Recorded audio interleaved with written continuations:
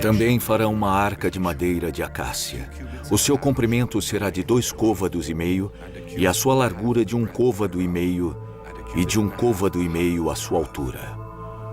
E cobri-la-á de ouro puro. Por dentro e por fora a cobrirás, e farás sobre ela uma coroa de ouro ao redor. Depois porás na arca o testemunho que eu te darei. Êxodo, capítulo 25, versículos 10, 11 e 16. Em busca do tesouro sagrado. Religião.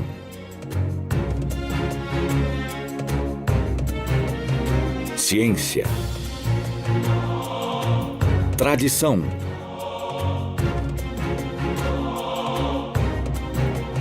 Teologia.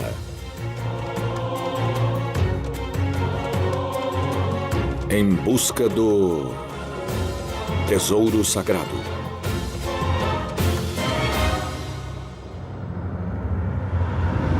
Em busca do tesouro sagrado.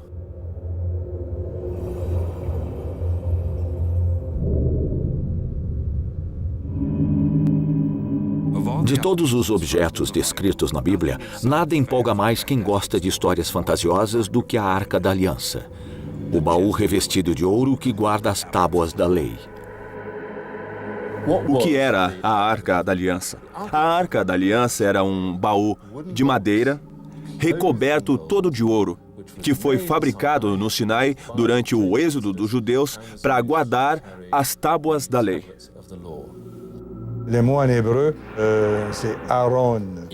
Em hebraico, a palavra é Aron, que significa basicamente baú, uma caixa em que se pode colocar algo. A Arca da Aliança continha tábuas de pedra, mas também continha a vara de Arão que floresceu. Poderíamos dizer que era uma linha direta com Deus Todo-Poderoso. O livro dos Números disse que Moisés falou com Deus por meio da arca e que ele ouviu a voz de Deus ressoar entre os 2 querubins de ouro esculpidos na tampa.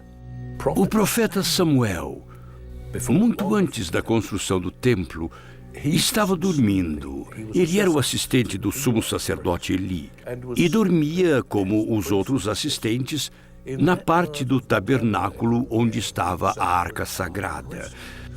E sabemos que ele ouviu uma voz que dizia: Samuel, Samuel. Ele foi então até o sacerdote para perguntar: o senhor me chamou? E ele respondeu: não, meu filho, volte a dormir. Finalmente ele percebeu que a voz era de Deus, que chamava Samuel para levar uma vida religiosa. E, como já se disse, a arca era um tipo de rádio para falar com Deus. Mas, acima de tudo, foram as propriedades militares da Arca da Aliança que a tornaram a mais famosa das relíquias antigas. Seus feitos são lendários. Para os israelitas, era um escudo contra os inimigos e uma arma com propriedades formidáveis e surpreendentes.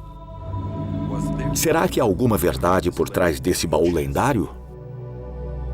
Quando estudamos alguns grandes relatos históricos, devemos lembrar que existem 2 tipos de verdade. Existe a verdade que tem uma mensagem, que pode ou não ser histórica, porque sua mensagem é tão importante que pode ou não ser apresentada por meio de personagens históricos ou simplesmente contada como história. Uma história que tem significado é menos importante do que a verdade que ela contém. É como se você fosse a uma joalheria de grande reputação para comprar um belo diamante. Normalmente ele viria numa bela caixa, é isso que chamamos de historicidade. Mas se o diamante fosse enviado num saco de papel, o diamante continuaria a ser valioso.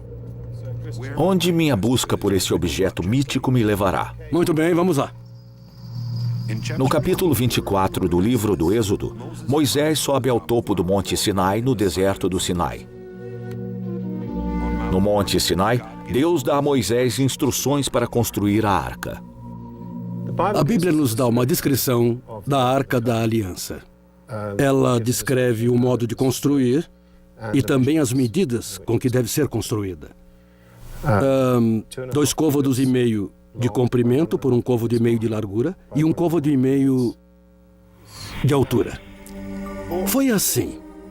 Deus instruiu Moisés para revesti-la de ouro puro por dentro e por fora, para fazer uma tampa de ouro puro e para fazer 2 querubins de ouro e colocá-los na tampa. Son nom complet. O nome completo é Arca da Aliança do Senhor dos Exércitos, que está sentado acima dos querubins. Esse é o título oficial. Assim, é a Arca da Aliança do Senhor que está sentado acima dos querubins. Querubim é uma palavra da Babilônia que foi transcrita. Originalmente, ela era querub. Um querubim era querube, mas se forem 2 ou 3, a forma plural é querubim. Então sabemos que foi transcrito da forma plural. O que é um querube? Posso lhe dizer sem a mínima hesitação que é um leão alado. Eles deviam ser colocados nas pontas da tampa, olhando um para o outro com as asas levantadas. Eles são os protetores dos tronos divinos e dos tronos humanos. É por isso que os vemos e muitas vezes nos confundimos. Algumas das formas em que foram retratados não são fáceis de entender. Sempre os vemos representados perto de um trono ou cadeira de algum tipo. De cada lado do trono, vemos leões com asas. São as esfinges. E quando levantam as asas, eles derrubam a cadeira. Quando alguém é retratado sentado sobre um deles, isso simboliza que a pessoa senta-se acima dos querubins, protegida, completamente envolta nas asas que se fecham nas costas. O Senhor disse a Moisés para fundir 4 argolas de ouro e colocá-las nos 4 cantos da arca, 2 de cada lado. Ela foi construída com barras laterais, de modo que as tribos pudessem transportá-las ao sair do Egito, esperando que um templo ou lugar adequado fosse construído para abrigar as tábuas no tabernáculo.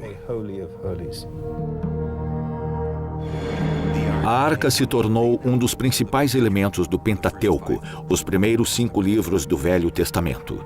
O Senhor instruiu Moisés a construir um tabernáculo para a arca, uma grande tenda para protegê-la. Ele acrescentou que os homens que carregassem a arca deviam usar vestimentas sagradas. Em busca do tesouro sagrado. Em busca do tesouro sagrado. O livro do Êxodo diz que a glória eterna está dentro da arca, e onde quer que ela vá, será coberta por uma nuvem de glória como uma chama. Essa nuvem de glória guiou os israelitas em sua busca pela terra prometida. A luz que emanava da arca era tão cegante que Deus recomendou a Moisés que a cobrisse com um véu para se proteger. Parece que a própria arca também tinha o poder de destruir. Tenho certeza de que um objeto dotado de grande poder realmente existiu em certo tempo e possivelmente ainda exista. Eu também penso que ele pode não ter nada a ver com o Deus de amor, que é o Pai de Jesus. Poderia ser simplesmente algo que um técnico egípcio muito inteligente criou e que poderia realizar todo tipo de truques estranhos. O segundo livro de Samuel relata um incidente revelador, para dizer o mínimo. Enquanto a arca estava sendo carregada em um carro de boi, um dos israelitas, um homem chamado Osa, estendeu a mão para impedir que a arca tombasse e imediatamente caiu morto. A arca era aparentemente dotada de propriedades mágicas. Se você a tocasse, levaria um choque ou poderia até morrer. Existem relatos de um homem que estendeu o braço para segurar a arca que estava sendo transportada e foi atingido por um choque que o matou. Bom, meu interesse pela arca me levou a realizar experiências nela com eletricidade estática. É um veículo perfeito para acumular muitos milhares de volts de eletricidade estática, que ao serem descarregados em alguém que esteja em contato com o solo, poderiam causar um forte choque. Segundo o livro dos Números, acontecia que, partindo a arca, Moisés dizia: Levanta-te, Senhor, e dissipados sejam os teus inimigos, e fujam diante de ti os odiadores. Os homens que a transportavam carregavam-na com varas colocadas sobre os ombros, e essas varas passavam através de anéis isolantes. Estaremos lidando com algo, com um tipo de artefato antigo com grande poder dentro dessa caixa e que fosse fatal ao ser tocado? Eu não sei, mas isso me intriga. A Arca da Aliança tinha um poder imenso. No livro de Josué, a Arca da Aliança permite que o sucessor de Moisés separe as águas do Rio Jordão para que os israelitas possam cruzá-lo a pé. A arca foi um auxílio a Josué novamente durante o cerco de Jericó. A cidade não se rendia e Josué disse aos sacerdotes que guardavam a arca que circulassem as muralhas da cidade com a arca. No 7º dia, as muralhas de Jericó desabaram. Por algum tempo, a Arca da Aliança e seus poderes misteriosos continuaram a guiar os israelitas para a Terra Prometida. A Arca da Aliança é um ícone do Velho Testamento. Mas de onde vieram essas histórias? Quem as escreveu? O texto do Velho Testamento cobre um período de 1000 anos. Uma comunidade aprendia as histórias de outra comunidade, que já havia aprendido as histórias de outras comunidades e etc. Foi uma verdadeira cadeia comunitária. Em certo ponto, as histórias eram tão conhecidas que começaram a ser um pouco transformadas em diversos idiomas. E como resultado, acabamos com textos diferentes e variações diferentes das mesmas histórias. Então, quem escreveu a Torá? Posso lhe dizer, mas não tenho certeza absoluta de estar certo. Seus espectadores vão reagir e dizer, ele está especulando. Na maior parte, a Torá foi escrita depois do exílio. Conforme as pessoas voltaram, elas desenvolveram a teologia da Terra Santa, da Terra Prometida, e quiseram legitimar esse presente. Pedaços de conversas, arquivos e textos foram usados, desenvolvidos e comentados para criar a Torá. Os primeiros 5 livros do Velho Testamento formam o Pentateuco, um conjunto de documentos escritos também conhecidos como Torá, e que estão no cerne do judaísmo. A Torá é outro texto básico que a própria Bíblia diz não ser muito antigo. Ela foi descoberta no reinado de Josué em 610 a.C., antes da queda de Jerusalém. A Torá foi criada por um grupo de pessoas que precisavam dela. Tradicionalmente, esses livros são atribuídos ao próprio Moisés, o que é impossível. Um desses livros, o Deuteronômio, conta a morte de Moisés e os eventos que aconteceram depois disso. A menos que ele tenha escrito do além, não há forma de Moisés ter escrito o livro do Deuteronômio. O que exatamente sabemos sobre esse homem chamado Moisés?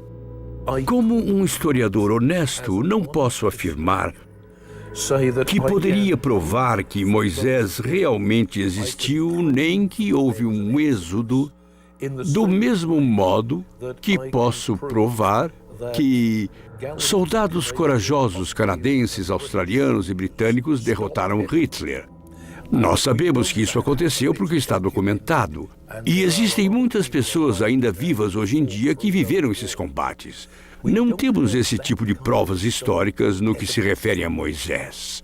Mas nada nos obriga a lhe recusar uma existência histórica. Eu não chego a acreditar que ele seja um personagem de ficção. Ele não é o tipo de personagem de ficção que inventaríamos. Ele é realista demais, é humano demais. é inacreditável demais em certo sentido. Ele possui as contradições que esperaríamos de um ser humano. As histórias encontradas no livro do Gênesis e no livro do Êxodo podem ter sido transmitidas oralmente de geração a geração por muitos séculos antes de serem escritas. A Bíblia é de longe o livro com maior influência na história do mundo ocidental. O primeiro livro impresso por Gutenberg por volta de 1450 foi a Bíblia. Entre 1815 e 1992, 6 bilhões de cópias da Bíblia foram impressas em mais de 2.000 idiomas. Não é surpresa que as histórias da Bíblia despertem o interesse de historiadores que se voltam para a arqueologia para confirmar ou desmentir os acontecimentos. Infelizmente, isso traz mais perguntas que respostas. Nós não temos nenhuma prova do Êxodo, não temos nenhuma prova da existência da Arca da Aliança, além do testemunho de Flávio Josefo e do Velho Testamento. Porém, existem bons motivos para isso. E não estou dizendo que você deva acreditar absolutamente na Arca da Aliança, mas se você pensar a respeito, quantas bibliotecas foram destruídas no passado? Houve a destruição da Biblioteca da Alexandria, houve a destruição da Biblioteca principal hebraica, quando o Templo de Jerusalém foi destruído, e nós sabemos por relatos da época que foi queimado em 870. Agora, se pudéssemos viajar no tempo e voltar a essas bibliotecas, talvez encontrássemos provas escritas. Em busca do tesouro sagrado. O livro do Êxodo conta a história de Moisés, desde seu nascimento no Egito até os 40 anos que ele passou vagando no deserto. Esse capítulo do Velho Testamento é, sem dúvida, o mais questionado pelos historiadores. Será que Moisés realmente libertou os hebreus da escravidão no Egito?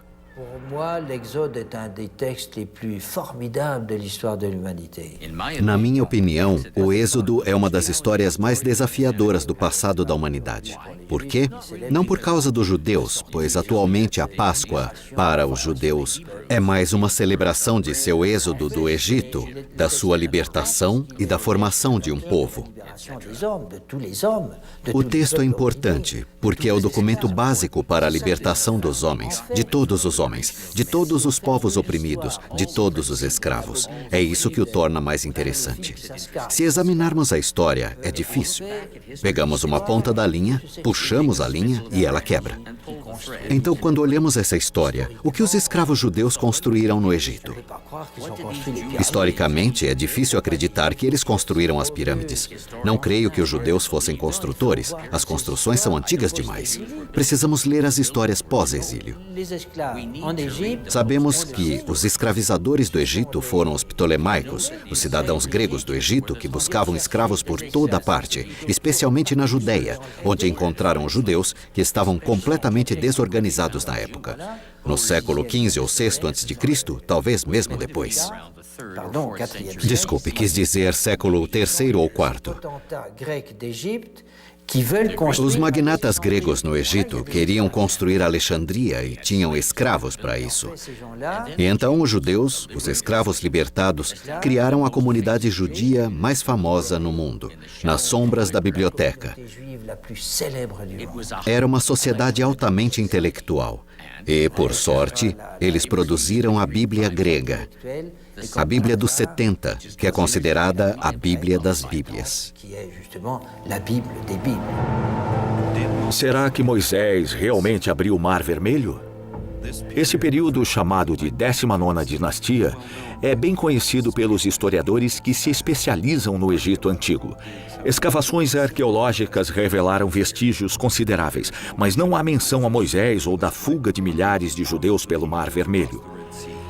Esse silêncio é um pouco perturbador. Alguns eventos descritos no livro do Êxodo, como as pragas que assolaram o Egito e a destruição dos exércitos do faraó, engolidos pelo Mar Vermelho, deveriam ter sido mencionados nas histórias egípcias.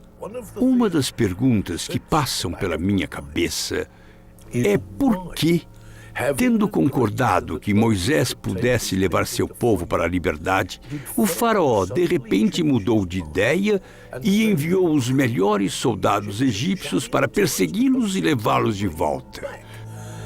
Eu até ouso sugerir isto. Moisés não construiu a arca como está no relato bíblico. Ele foi criado como um príncipe do Egito e sabia o que era, conhecia seu poder e levou-a consigo. E quando o faraó descobriu que aquela arca única, incrível, poderosa e muito valiosa havia desaparecido, ele ficou completamente furioso e disse a seu general da cavalaria: traga-o de volta, custe o que custar. E esse preço foi a morte dos melhores soldados do exército egípcio. No livro do Êxodo, Moisés encontra Deus no Monte Sinai, na cadeia das montanhas do Sinai. O Sinai é uma península egípcia triangular com uma área de aproximadamente 60 mil quilômetros quadrados, limitada ao norte pelo Mar Mediterrâneo e ao sul pelo Mar Vermelho. A área sul dessa península é muito montanhosa. Segundo a tradição, é ali que fica o Monte Sinai. Têm sido realizados estudos arqueológicos em toda essa região. Os cientistas encontraram artefatos que provam que a área era habitada durante o período neolítico. Porém, eles não encontraram nada que indicasse um êxodo em massa, nem uma ocupação significativa. No máximo, as cerâmicas e esculturas indicam que as montanhas podem ter abrigado pequenas comunidades que faziam adorações religiosas. Embora seja improvável que o Moisés descrito na Bíblia tenha realmente existido, os historiadores acreditam que essa lenda foi inspirada por um homem real, sem dúvida o chefe de um clã da tribo levita, uma comunidade que vivia no extremo sul da terra de Canaã, a terra prometida dos israelitas. Quando nós examinamos o solo de Canaã, nós vemos uma coisa muito interessante. No final da Idade do Bronze, nós temos os traços clássicos de assentamentos, nós temos cerâmicas elaboradas e muito bem decoradas, nós temos urnas funerárias sofisticadas. Então, de repente, no início da Idade do Ferro, nós encontramos nas terras altas de Canaã, e não mais nas planícies, um novo tipo de povo, que aparece repentinamente como pontos em um mapa, como luzes acendendo em todo o mapa de Canaã. Essas pessoas são espartanas. Sua cerâmica é muito simples, as urnas funerárias são simples. E na medida em que podemos reconstruir sua estrutura política a partir dos achados no solo, elas parecem ser mais democráticas do que os habitantes que as precederam. Mas o mais interessante é que eles não comiam porco. Esses foram os primeiros israelitas e eles apareceram de repente, mais ou menos na época em que sugere uma das versões da Bíblia Sagrada. Esse Moisés histórico provavelmente viveu por volta do século 13 a.C. Não temos nenhuma prova física de que Moisés tenha existido, do mesmo modo que não temos provas da existência física da arca. Temos apenas descrições tradicionais. Os israelitas têm um túmulo de Moisés ao sul de Jerusalém, que é antigo e muito venerado. E é claro que ele é personagem principal do Velho Testamento. Depois de 600 anos de tradição oral, o Moisés histórico transformou-se em um homem extraordinário. O eleito, o mensageiro de Deus. No livro do Êxodo, a descrição da arca parece-se estranhamente com o baú encontrado em alguns túmulos egípcios, inclusive no túmulo do jovem faraó Tutancâmon, descoberto em 1922 no Vale dos Reis. Essa semelhança comprova uma influência egípcia inegável sobre o autor ou autores do livro do Êxodo. Se esse objeto realmente existiu, como poderia ter desaparecido? Em busca do tesouro sagrado. Jerusalém, Israel. Voltei a Jerusalém, a terra prometida, para onde a arca foi trazida pelo povo eleito. Em Jerusalém, o rei Salomão, filho e sucessor do rei Davi, colocou a arca em um santuário construído no templo especialmente para ela, o Santo dos Santos. A referência que existe, ou, se preferir, a última apresentação relativa à arca, ocorreu por volta de 620 a.C., quando o rei Josué pediu aos levitas, que eram responsáveis pela segurança da arca, que a tirassem de seu esconderijo. Isso, na minha opinião, é muito significativo. Porque se você tivesse uma arca contendo todas as relíquias do Êxodo e as tábuas da lei, você teria também um esconderijo situado em algum ponto sob o assoalho do templo. Em 620, o rei Josué pediu aos levitas que a tirassem do esconderijo e a exibissem para mostrar ao povo a existência da lei, a existência da tradição. Então, 50 ou 60 anos depois, houve invasão babilônica e não há nenhuma menção à arca. E os babilônios eram excelentes cronistas, mas não há menção na lista de tesouros que eles levaram para a Babilônia sobre a Arca da Aliança. Assim, provavelmente, ela estava tão escondida que eles não a encontraram. É aqui que começa a caça ao tesouro. No que diz respeito aos arqueólogos, é muito simples.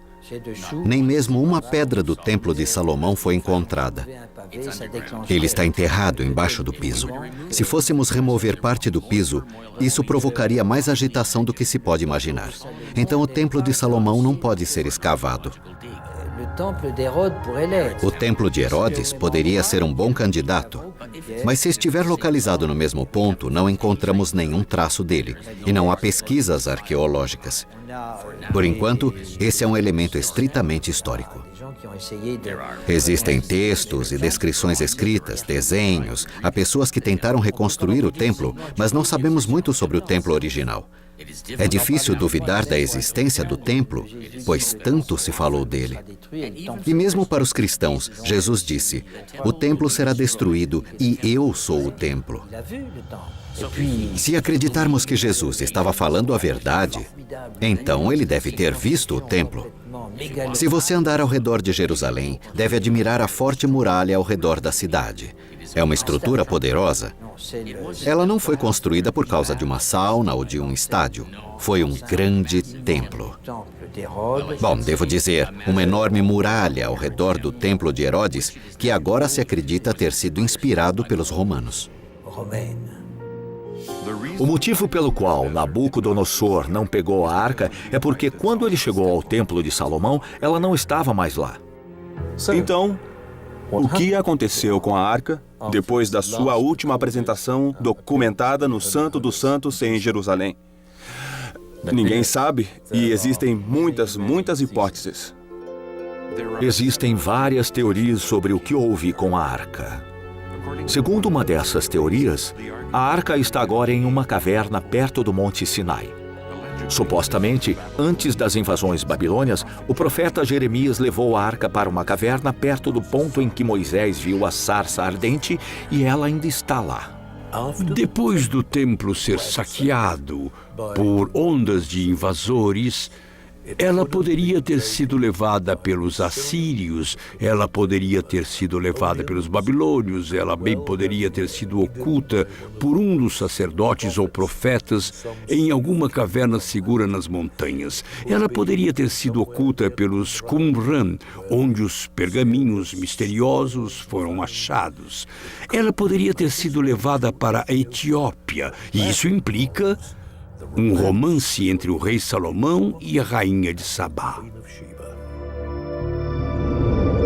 A arca pode ter ficado segura em uma pequena aldeia no norte da Etiópia. Essa hipótese é apoiada por fontes bíblicas e por uma longa tradição oral. Se nós procurarmos o último local da arca, procuramos por uma dentre muitas hipóteses, e a hipótese da Etiópia, que diz que ela está em Aksum, na Etiópia, é tão forte quanto as outras.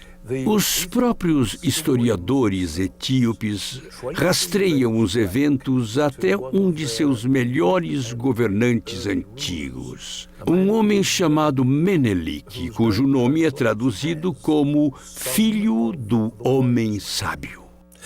E quando lemos o encontro entre o rei Salomão e a bela rainha negra de Sabá, temos de lembrar que um dos livros da Bíblia é chamado de o Cântico dos Cânticos, ou o Cântico de Salomão.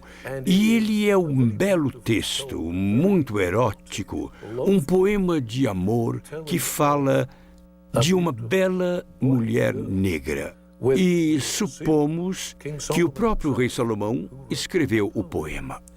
Também existe uma referência, e sabemos como as frases da Bíblia podem ser indiretas, em que se diz simplesmente: ela ficou maravilhada com a sabedoria de Salomão, e ele lhe deu tudo o que seu coração desejava.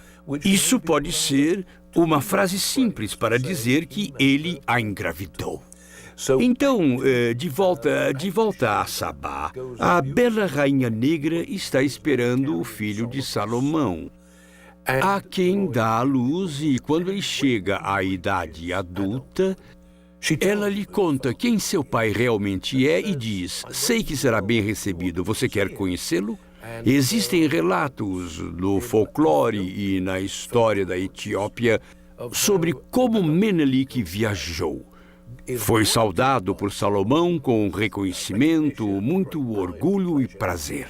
E quando ele partiu, recebeu a arca como proteção, porque Salomão sabia que os inimigos se reuniam em volta de Jerusalém e a arca estaria mais segura com seu filho e com a rainha mãe dele no poderoso reino de Sabá.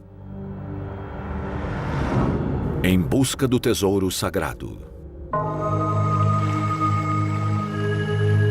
Segundo o Quebra-Negast, ou simplesmente Negast, escrituras sagradas que datam do século XIII e que são consideradas um dogma pelos cristãos da Etiópia, a arca foi mantida por muito tempo em uma capela no lago Tana. A preciosa relíquia agora é guardada na pequena igreja de Santa Maria de Sião, em Aksum. Mas existem problemas com essa história. A arca que está em Aksum, nos planaltos da Etiópia, foi vista por muitas pessoas antes que as autoridades etíopes parassem de expô-la. E claramente ela é um objetivo cristão medieval e ela tem cruzes em sua superfície, não se parece em nada com a arca carregada pelos israelitas através do Sinai. Muitos livros foram escritos sobre o assunto, e a maioria deles concorda que a arca foi para a Etiópia, embora não exista muita base para afirmar isso. Um dos argumentos que são usados pelas pessoas que dizem que a teoria etíope é correta é, primeiro, a existência de judeus na Etiópia, os falachas. E, em segundo lugar, o fato de os falachas terem usado, quase todos eles em Israel agora, muitas práticas cerimoniais muito antigas que supostamente indicam que a comunidade ficou separada do mundo judaico exterior por um período muito, muito longo. Eles representam uma tradição judaica particularmente antiga, salomônica. Mas não há motivo para supor que tenham alguma conexão com a arca. A cidade antiga de Jerusalém agora é dominada por uma bela mesquita chamada de Domo do Rochedo, e que recebeu esse nome por seu belo telhado dourado. A mesquita foi construída por volta de 690 d.C., no mesmo lugar do antigo templo de Herodes, que por sua vez foi construído no lugar do templo de Salomão. Outra teoria é que a arca nunca deixou Jerusalém. Quando a cidade foi capturada pelos babilônios, os sacerdotes, temendo que a arca caísse nas mãos dos inimigos, a esconderam em uma câmara secreta construída sob o templo. Supostamente, ela ainda está lá. Isso é interessante, porque não existe, até agora, não há evidência física, não há prova física da existência do Templo de Salomão. Por outro lado, é impossível escavar na montanha do templo. Porque é um local muito sagrado, tanto para o Islã quanto para o judaísmo. Então, a existência de um templo é muito importante para tudo isso. Sem um templo, não existe a história da arca. Então, depende do que se quer procurar primeiro. Graças ao trabalho de construção feito no século XIX, sabemos que embaixo da mesquita existem numerosos túneis e câmaras subterrâneas que até hoje não foram explorados. Warren, o grande engenheiro britânico que supervisionou a construção na montanha do templo e que a conhece mais do que todos, mais do que qualquer pessoa, estava interessado em encontrar a arca. Ele sabia que ela podia estar escondida sob a montanha. Mas a área é tão vasta e tão difícil que, mesmo tendo permissão para procurar, ele não encontrou, embora achasse muitas câmaras e muitos túneis. Então, minha teoria, minha intuição, é que a arca está lá, onde se supunha que ela estivesse. A área do Domo do Rochedo foi também o local da sede dos Cavaleiros Templários, uma ordem de cavaleiros de natureza militar e religiosa no século XII. Durante sua ocupação do templo, de onde vem o nome Cavaleiros Templários, esses monges militares que se tornaram lendários descobriram muitos tesouros ocultos, inclusive a Arca da Aliança. Eles a levaram secretamente de Israel para a Europa e a esconderam de novo. Em busca do tesouro sagrado.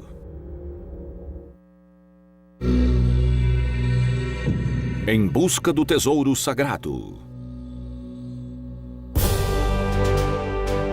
Eu creio que se encontrassem a arca, que motivos teriam para mudá-la de lugar? Os templários queriam ficar lá em Jerusalém. Eles se chamavam os Cavaleiros do Templo de Salomão e seria pouco provável que transportasse uma relíquia como essa de volta à França ou outro lugar onde ela poderia correr riscos. Muitos autores de ficção arqueológica propuseram locais diferentes. Hugues de Payne e os outros 8 templários começaram a escavar. Será que procuravam a arca para levá-la para um local mais seguro em Chartres? Em um dos pilares da catedral na França, um local de encontro dos templários, pode-se ver uma escultura que representa a Arca da Aliança sendo transportada. A alguns metros dali, vemos uma escultura da Rainha de Sabá na decoração de uma arcada. A presença desses 2 elementos bíblicos levou algumas pessoas a pensar que a Arca da Aliança está oculta embaixo dos alicerces da catedral que datam do século XI. Talvez estejam certas. Os templários fariam muito bem em levar a arca para a França. Se estudarmos a Catedral de Chartres, as inúmeras esculturas com mensagens em código e repletas de simbolismo são fortemente influenciadas pelo pensamento templário e pelo que chamamos de segredos dos templários. E se eles decidiram que iriam colocar essa relíquia absolutamente valiosa em um lugar em que ficaria o mais segura possível, que lugar melhor do que sob uma catedral magnífica, onde residiam inúmeros homens santos que aguardariam dia e noite. Ela não poderia estar mais segura do que isso em termos de guardas espirituais. A menos que os templários a levassem para outro lugar. Os templários tinham poder e, mais uma vez, ligamos o código do rei Arthur e o código dos templários. Os cavaleiros do rei Arthur faziam todo tipo de buscas que foram descritas como o Graal. Não há motivo para não aceitar que eles também tenham procurado a arca. Em seu livro Os Templários e a Arca da Aliança, o autor britânico Graham Phillips afirma que os templários levaram a arca para a Inglaterra e a enterraram secretamente em um campo entre Banbury e Coventry, nas planícies inglesas. Também existe uma possibilidade de a arca ter sido enterrada sob a capela Roslin, perto de Edimburgo. Segundo essa história, foram os templários que levaram a arca para a Escócia. Ou os maçons podem tê-la trancado em uma galeria secreta. Como a capela Roslin está muito associada ao esoterismo, na verdade, é lá que se passa a história de O Código da Vinci.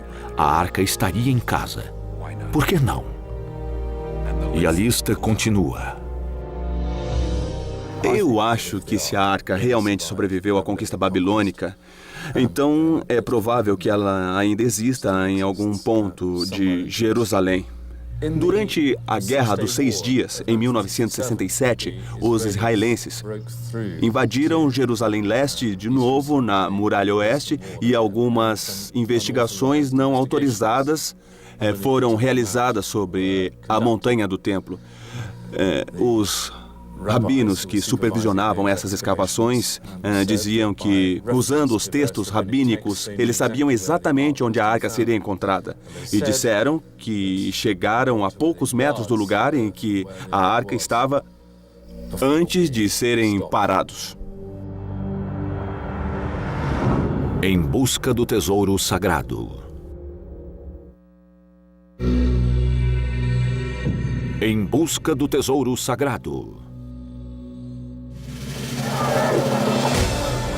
As aventuras de Indiana Jones transformaram a Arca da Aliança no tesouro sagrado mais famoso. O Santo Graal e a Arca de Noé, relíquias que empolgaram gerações de aventureiros, empalideceram em comparação com a Arca da Aliança. Desde o lançamento de o filme Os Caçadores da Arca Perdida, não se passa um ano sem que uma nova teoria sobre a Arca da Aliança seja publicada. Os Caçadores da Arca Perdida. Porém, se olharmos o outro lado da história e aceitarmos o valor do relato bíblico, concluiremos então que Moisés viveu uma experiência religiosa. Uma experiência profunda e dramática sobre o Monte Sinai. Em resultado, ele impôs certas leis a seu povo.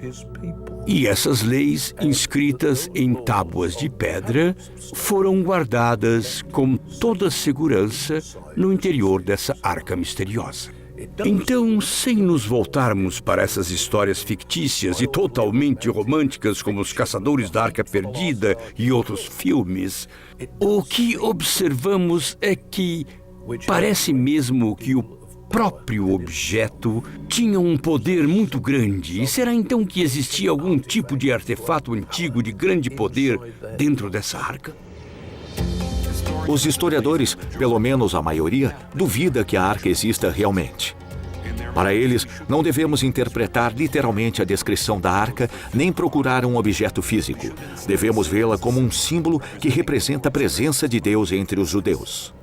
Bom, o mais interessante é pensar, se você tivesse de fazer alguma coisa, por que inventar uma arca? Bom, você inventaria uma arca porque talvez exista algo de verdade nisso. Mas não fizeram uma caixa para preservar a lei, que bem podia estar em tábuas de pedra, mas eles a fizeram. Na época do exílio, ou quando construíram o primeiro templo, e fizeram um container para preservar as escrituras sagradas, suas leis, as leis judaicas ou hebraicas, e, desse modo, eles talvez tenham inventado a arca. Nós não sabemos. Imagine por um momento que tal objeto realmente existia. O que nós faríamos com ele? Se o passado for um indicador do futuro, tomara que nunca seja encontrado.